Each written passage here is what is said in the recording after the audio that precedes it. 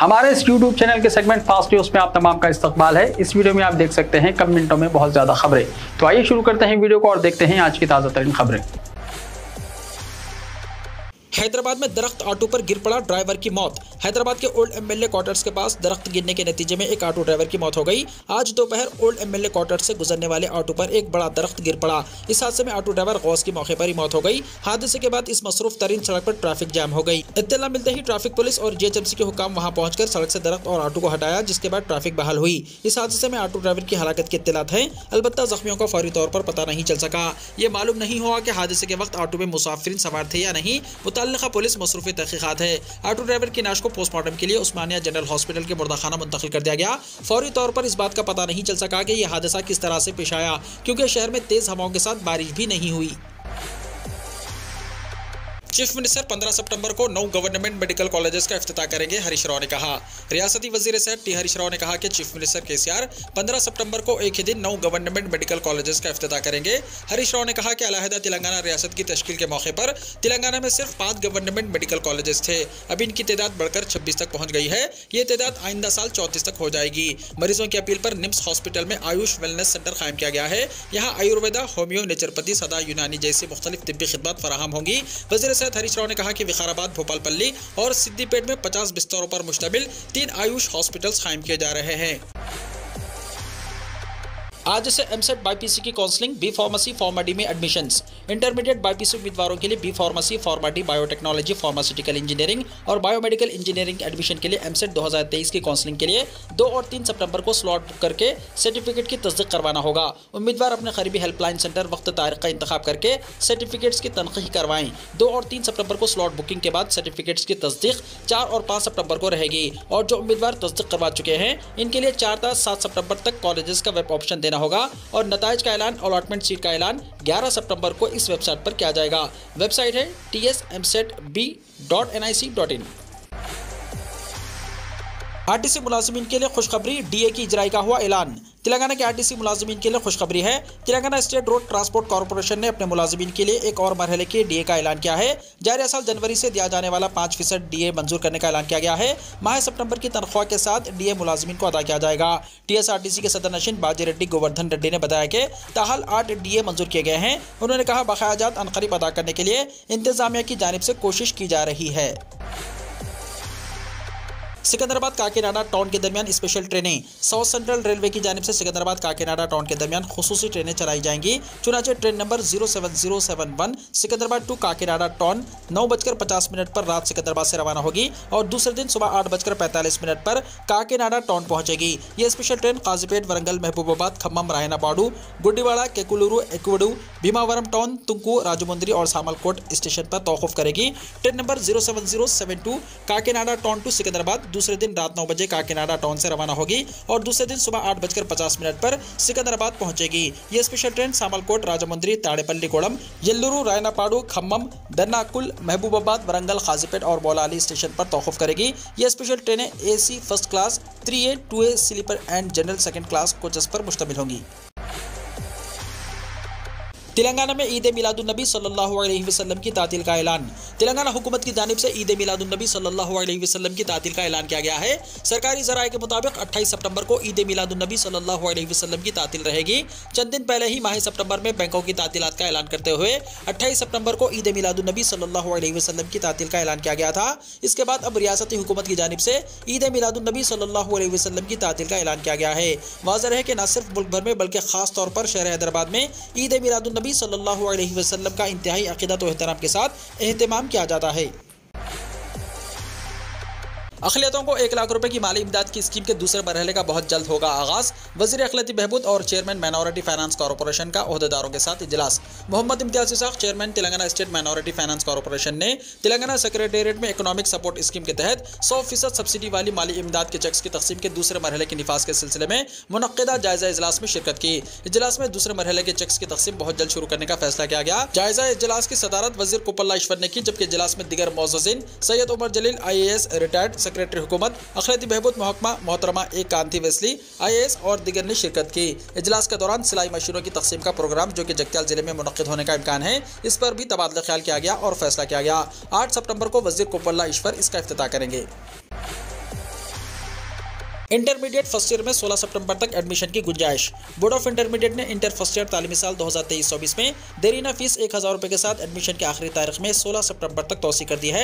Secretary board of intermediate के मुताबिक private junior colleges में 16 सितंबर तक एडमिशन के लिए 1000 रुपये अदा करने होंगे, जबकि सरकारी और सरकारी सतह के दीगर कॉलेजेस में देरीना फीस के बगैर दाखिला हासिल किया जा सकता है। मुस्तहिक उम्मीदवारों को आला तालीम का मौका फराहम करने के लिए यह फैसला किया गया। तलबा और सरपरस्तों से अपील की गई है कि वो सिर्फ मुसल्लमा जूनियर कॉलेजेस में एडमिशन लें, जिसकी फहरिस्त बोर्ड ऑफ इंटरमीडिएट की वेबसाइट पर मौजूद है। V Satyanarayana Nizamabad police commissioner हुए मुकर्रर। तेलंगाना हुकूमत ने सीनियर IPS ओहदेदार वी सत्यनारायण को निजामाबाद पुलिस कमिश्नर मुकर्रर किया है। चीफ सेक्रेटरी शांति कुमारी ने इस सिलसिले में अहकाम जारी किए। फिलहाल वी सत्यनारायण रच्चाकुंडा कमिश्नरेट के जॉइंट CP के तौर पर काम कर रहे हैं। चीफ सेक्रेटरी ने कहा कि ये अहकाम फौरी तौर पर नाफिजुल अमल होंगे, चूँकि निजामाबाद कमिश्नर पुलिस का ओहदा कुछ महीनों से खाली है। Nirmal SP CH Praveen Kumar in charge CP के तौर पर इंचार्ज हैं, जिसके पेश नज़र हुकूमत ने मुस्तकिल कमिश्नर की तकर्रुरी के अहकाम जारी किए हैं। रोती हुई खातून मेयर विजय लक्ष्मी के पैरों पर गिर पड़ी और डबल बेडरूम मकान मुख्तस करने की दरख्वास्त की। तेलंगाना रियासती हुकूमत ने हैदराबाद के गरीबों में 11,700 डबल बेडरूम मकानात की तकसीम का पहला मरहला शुरू कर दिया है। एक रोती हुई गरीब खातून हफ्ते के रोज़ हैदराबाद के मेयर गदवाल विजय लक्ष्मी के पैरों पर गिर पड़ी और अपने खानदान को 2 BH के मकान मुख्तस करने की दरख्वास्त करने लगी, जिस पर मेयर ने इस खातून को मकान फराहम करने का तयक़ुन दिया। तेलंगाना के इन 20 अजला में इतवार से मंगल तक शदीद बारिश के इम्कानात। हैदराबाद में आज और कल बारिश की पेशगासी। हैदराबाद के महकमा मौसमियात ने ऐलान किया है कि इतवार से मंगल तक रियासत के शुमाली और जुनूबी अजला में दरमियानी से भारी बारिश होगी। 20 अजला के लिए येलो वार्निंग जारी की गई है। इसमें कहा गया है कि हफ्ते को कुछ अजला में गरज चमक के साथ बारिश के इम्कानात हैं। खलीज बंगाल में हवा के दबाव में कमी की वजह से बारिश होंगी। के नागरत्ना डायरेक्टर महकमा मौसमियात हैदराबाद ने कहा कि हफ्ता और इतवार को हैदराबाद के बाज़ इलाकों में हल्की से दरमियानी बारिश के इम्कानात हैं। सुबह की धुंध पाए जाने के इम्कानात हैं। जिन 20 अजला में इतवार से 3 दिनों तक शदीद बारिश के इम्कानात हैं, इनमें आदिलाबाद, आसिफाबाद, मंचिर्याल, निर्मल, निजामाबाद, जगत्याल, सिरसिल्ला, करीमनगर, पेद्दापल्ली, भोपालपल्ली, मुलुगु, वरंगल, हनमकोंडा, जंगांव, सिद्दीपेट, विकाराबाद, संगारेड्डी, मेदक, कामारेड्डी और कोत्तागूडम शामिल हैं।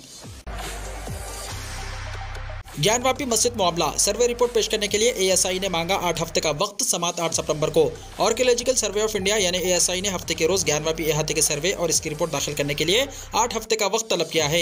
ASI की इस दरख्वास्त पर 8 सितंबर को समात होगी। अब सभी की निगाहें अदालत पर मरकूज हैं कि क्या सर्वे रिपोर्ट पेश करने के लिए मुद्दत-ए-कार बढ़ाने की दरख्वास्त कबूल होगी या नहीं। ASI की तरफ से हुकूमत हिंद के स्टैंडिंग काउंसिल अमित श्रीवास्तव ने अर्जी गुजार के वकील सुभाष नंदन चतुर्वेदी और पैरोकार सोहन लाल आर्या के साथ ADJ अव्वल संजीव सिन्हा की अदालत में दरख्वास्त दाखिल की है।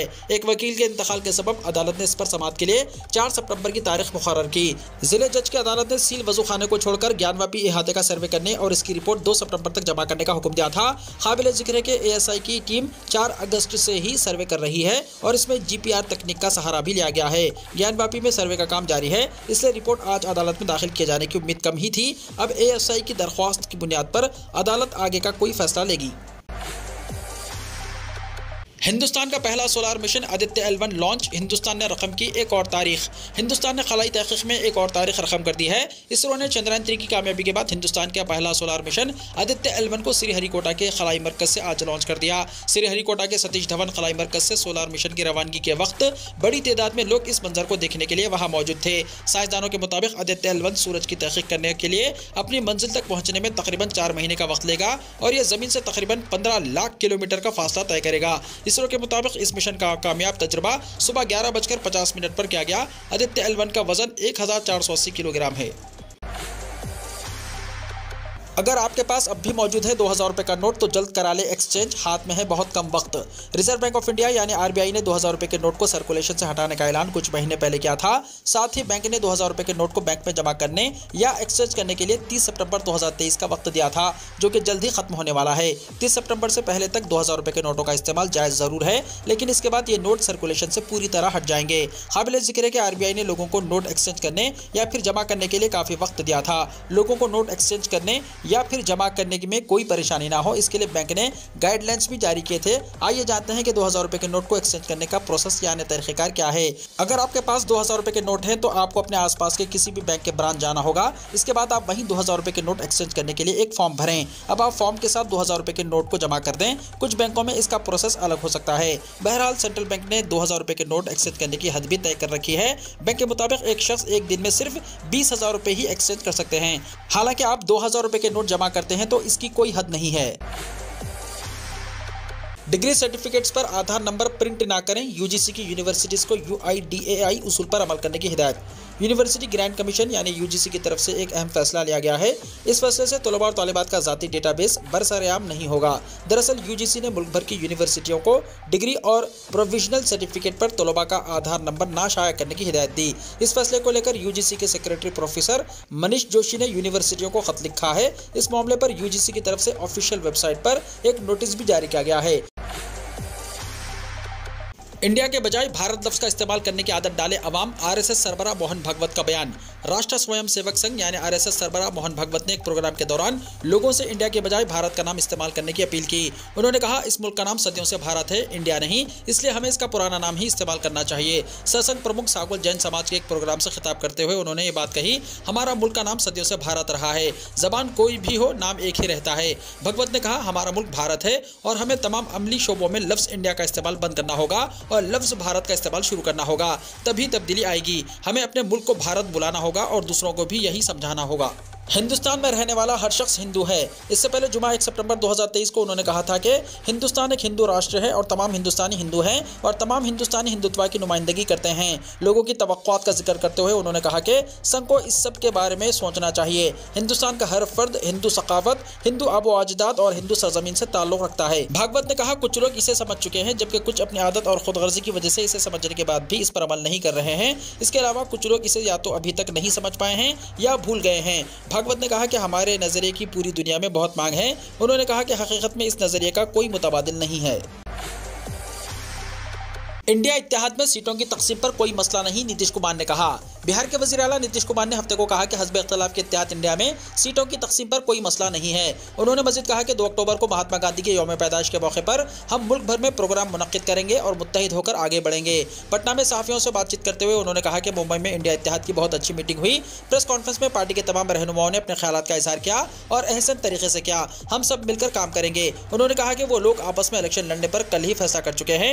इंडिया इत्तेहाद में सीट शेयरिंग के सवाल पर वज़ीर आला ने कहा कि इसमें कोई मसला नहीं है। उन्होंने कहा कि मुंबई मीटिंग में हमने आपस में हर चीज पर तबादला ख्याल किया है। अब बहुत जल्द अंदरूनी तौर पर सब कुछ तय करके बता दिया जाएगा।